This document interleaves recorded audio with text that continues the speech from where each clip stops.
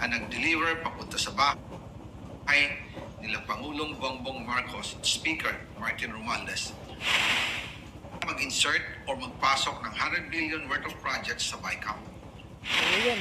Sana po ay hindi nila ako mapatay bago ko mailabas ang lahat. Ginawa ko lang ang utos sa akin, pero ngayon, handa na akong harapin ang lahat. Ginagamit ng administrasyon ang buong resources ng bansa para tumahimik ako. That he will shoot me if I will talk. Gagamitin ako bilang panakipbutas sa kanilang kampanya laban sa korupsyon. Hindi na ako mananahimik, ilalabas ko ang lahat ng katotohanan. May resibo, may ebidensya, at may pangalan. Para sa bawat Pilipino, alam ko na buo ang galit ninyo sa akin ngayon. Naunawaan ko rin kung bakit. Lalo na at malaki ang halagang nakataya. Pero bago kayo humusga, hayaan ninyong ipaliwanag ko ang buong katotohanan.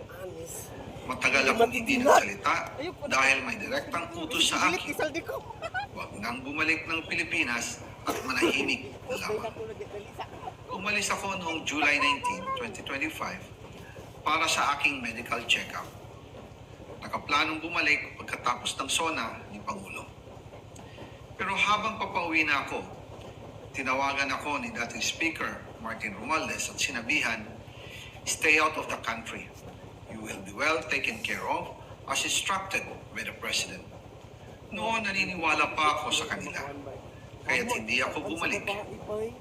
Tumikom ang aking bibig, sumunod ako, pero ang hindi ko alam, ang ibig pala nilang sabihin sa aalagaan ka namin ay gagamitin ako bilang panakipbutas sa kanilang kampanya laban sa korupsyon.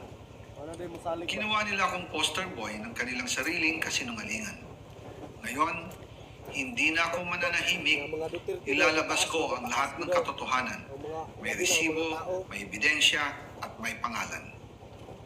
Nagsimula ito nung tumawag si Sekmina Pangandaman sa akin nung nag-umpisa ang BICAM process last year, 2024. Ang sabi niya, katatapos lang ng meeting nila ni Pangulo at may instructions na mag-insert or magpasok ng 100 billion worth of projects sa BICAM. At sinabi pa ni Sekmina, you can confirm with Yusek Adrian Bersamin dahil magkasama sila sa meeting ni Pangulong BBM noong araw na yon. Tinawagan ko po agad si Yusek Adrian Bersamin